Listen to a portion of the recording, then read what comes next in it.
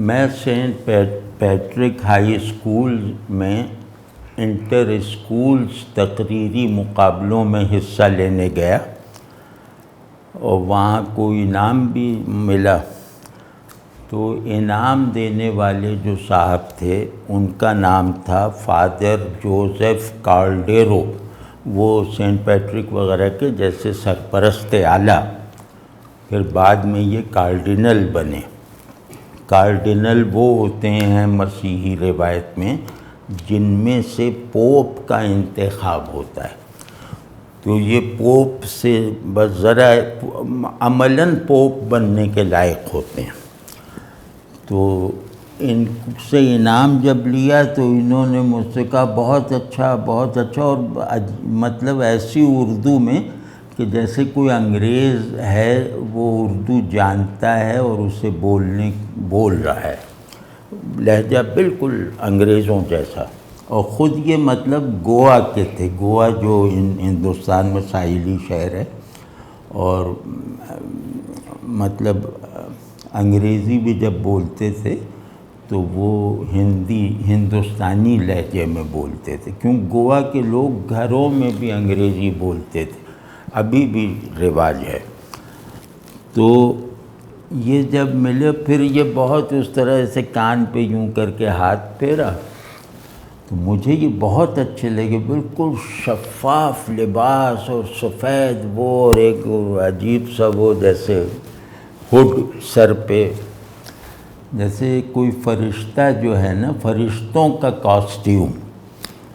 تو مجھے ویسے بھی بڑی ایک وہ تجسس بھی ہوا کہ یار یہ حلیہ تو کبھی نہیں دیکھا تھا.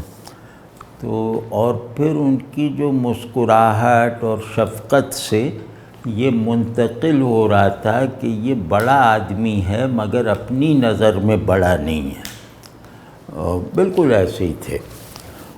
تو اس میں پھر انہوں نے کہا کہ بھائی ہمارے یہاں ایک نشست ہوتی ہے اسکول کے بچوں کی، اس میں ہم لوگ یہی جیسے بیت بازی کروانا، تقریریں کرنا، کھیل کود کا، وہ 3 دن مناتے ہیں.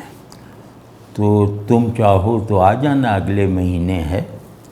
تو میں نے کہا ضرور. تو سینٹ پیٹرک اس زمانے میں بہت بڑے لوگوں کا اسکول تھا، جیسے آج کل گرامر اسکول وغیرہ ہوتے ہیں نا، اس وقت اس کا درجہ یہ تھا. تو میں بھی شوق میں، پھر جب میں وہاں گیا تو وہ ظاہر بیت بازی وغیرہ ان لڑکوں کو کیا آتی ہوگی، یہ سب کچھ کھیلوں کے مقابلے میں میں نے حصہ لیا.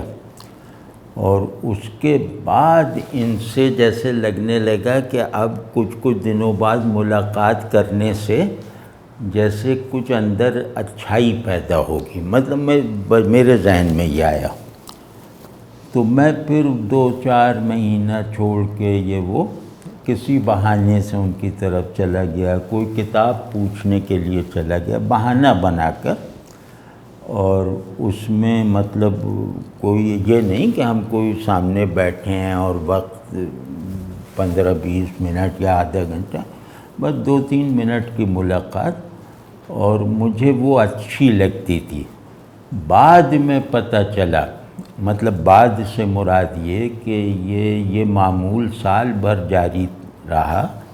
تو سال بھر بعد مجھے انہی کے شاگردوں سے جو بشپ وغیرہ تھے ان سے ان کے کچھ خیالات کا علم ہوا. تو مجھے لگا کہ میرے اندر جو پسندیدگی پیدا ہوئی تھی اس کی وجہ یہ تھی جو مجھے معلوم نہیں تھی.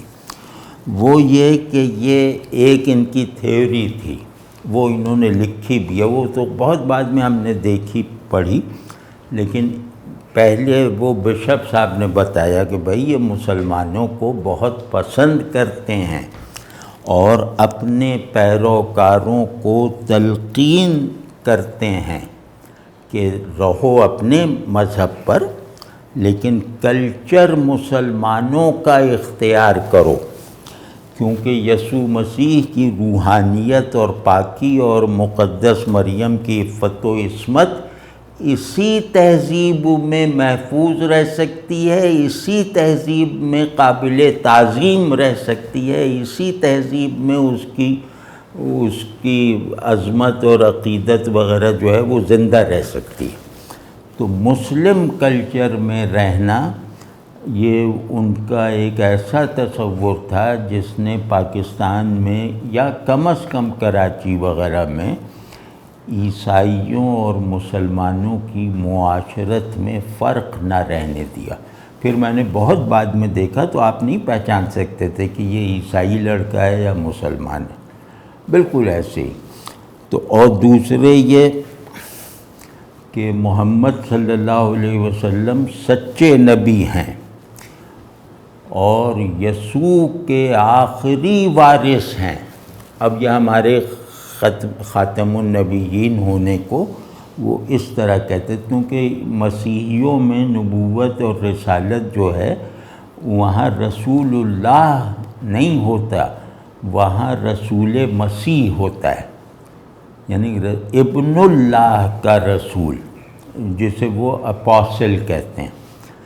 تو وہ کہتے تھے جوزف کارڈیرو صاحب کارڈینل کہ رسول اللہ صلی اللہ علیہ وسلم سچے نبی ہیں، آپ کا لایا ہوا دین، آپ کے ساتھ آئی ہوئی کتاب، یہ سب سچی ہے، اور یہ یسوع کے آخری وارث ہیں، اور ان کا احترام نہ کیا تو یسوع کی بے ادبی کا جرم سرزد ہوگا۔